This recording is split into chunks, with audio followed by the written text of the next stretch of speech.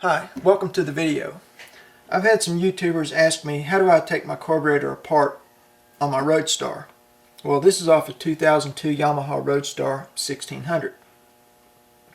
So I want to dismantle this entire carburetor. That way you'll see how it's done so you can go in and clean it and just put it back in the reverse order.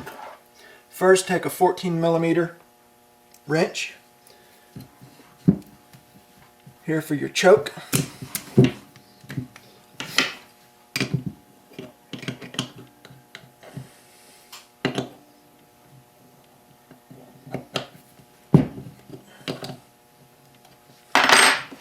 And just loosen that choke cable up. It just unscrews. It's a plunger. And just pull it out. Now we're going to go ahead and take the diaphragm out of the top. Just take a Phillips screwdriver. Got two screws here.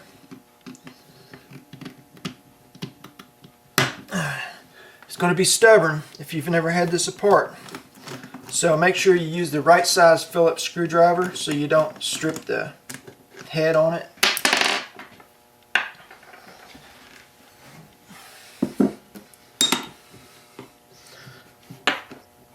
Now go ahead and get the other one broke free. Alright, when you get it loose, you want to hold down on this cap because it's spring loaded.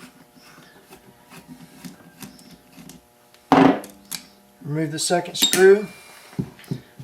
Now, let this release easy. There's a spring in there. And the diaphragm will come out with it. Just like that. That's your needle right there. The spring will actually pull out of there like that.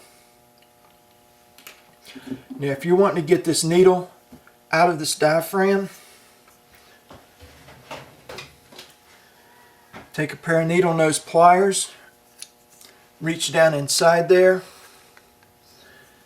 grab onto that tab, and just kind of wiggle. Well, as you're pulling straight up, don't wiggle too far back and forth because there's tabs down in there and they're plastic and you can break them off. So just kind of wiggle gently and pull that out. Now if you see, there's a spring on that. Do not lose that spring. Now your needle, you just hold the end of it, push it up because there's a washer on the other side.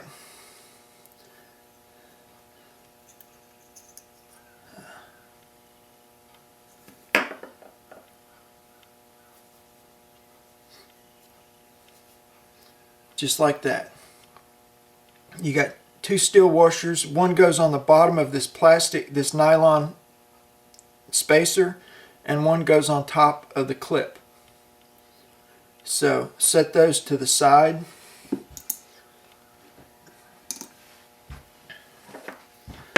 Check your diaphragm. Make sure there's no holes. A good way to do it, you can take this against a flashlight, turn it upside down, turn the light on, and see if you see any light coming from around it. If you see any light, you've got to replace this rubber diaphragm. And to replace this, it just pulls sideways off of this plastic. It sets down in a little groove, so it'll stretch over that. But unless yours is tore, don't mess with it.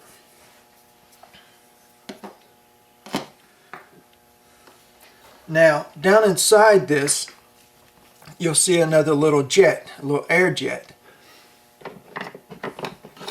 You want to take him out with the small screwdriver.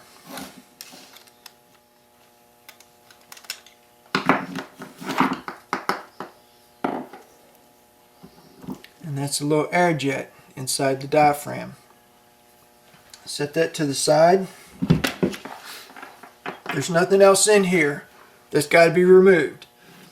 Those ball bearings are pressed in there for a reason. They seal some of the ports. You don't want to take those out because you'll ruin your carburetor. The Enricher plunger or coaster Enricher, we're going to go ahead and take that loose.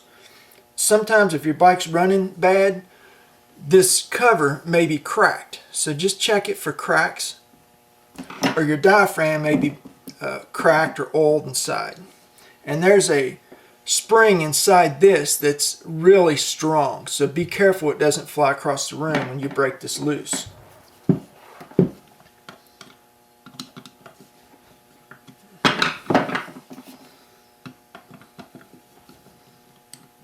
Okay, now those are going to be tight, so you can go ahead and take the first one out. You can break the other one loose, but then hold down with your thumb, and you want to hold tight because it's going to be pushing out on you.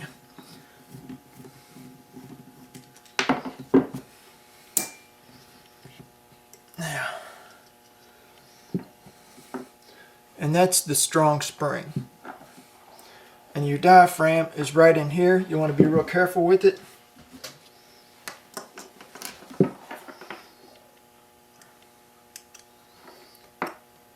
As you pull that tab up and just kind of work him out. And that's it. That's your coaster Enricher plunger. And there's nothing else inside there. Now this other air jet in the front, that will allow air to be sucked into the carburetor into the Enricher. So we want to remove that little air jet with a small screwdriver again.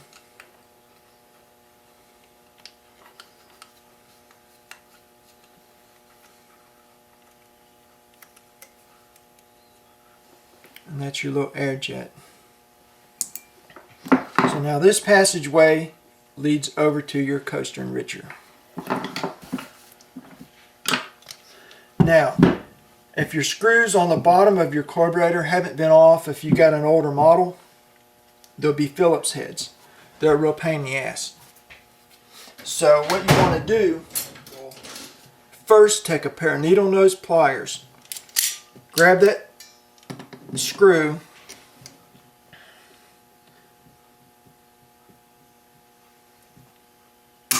and clamp down on that sucker. And just wiggle your needle nose back and forth. Don't try to just force it loose. Just wiggle it back and forth to break that free. And then once it starts turning, you can remove it with a Phillips screwdriver. These are Allen heads.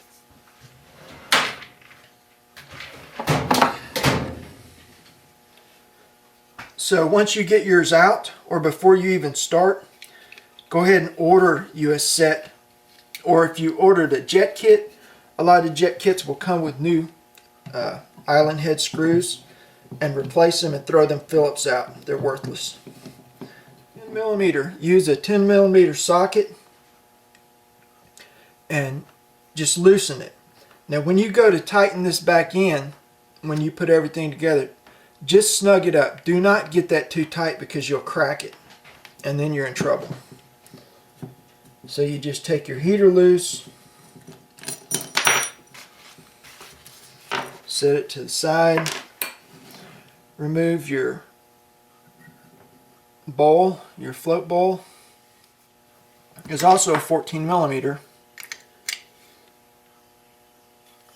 It's going to be a little tight, and it just screws out. And it's a plunger just like the choke.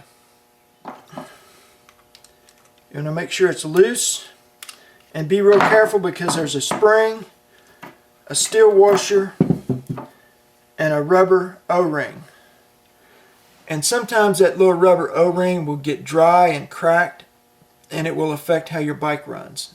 So you may want to replace the O-ring. They come in a kit. They're not that expensive. Okay, now that you've got your float bowl off, you want to take your main jet loose. Just take a screwdriver that's wide enough. You don't want to use something too small. Grab hold of it and work it loose. Remove your main jet and the brass spacer. Now, this is a little air jet on the 1600s. When you take it out, you're going to go looking through it and think it's plugged up. No, it's not plugged up. It's designed that way. These jets you usually don't ever have to replace. But you want to take it out so you can clean your carburetor thoroughly. And on the 1600, that's a 35.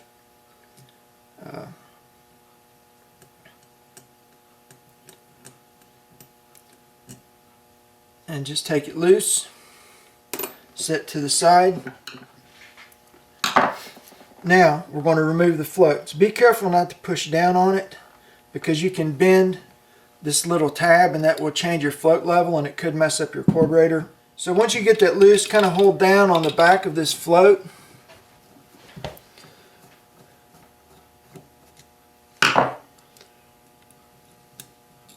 Remove the little screw, and remember it's just the regular screw.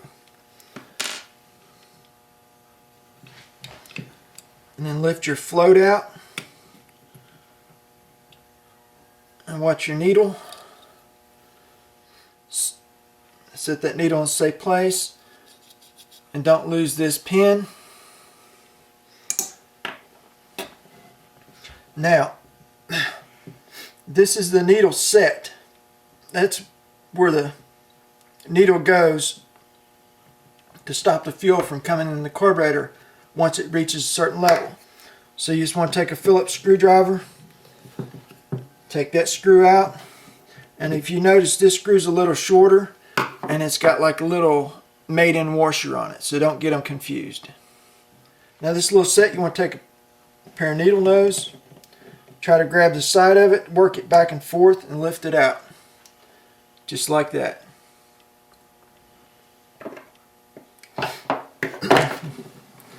Okay, now a lot of times people don't realize this nozzle comes out of this carburetor.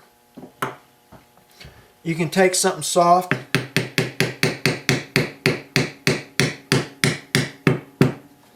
tap it back down in there, and we're going to pull it out. You see the nozzles coming out in there? Take your pair of needle nose carefully.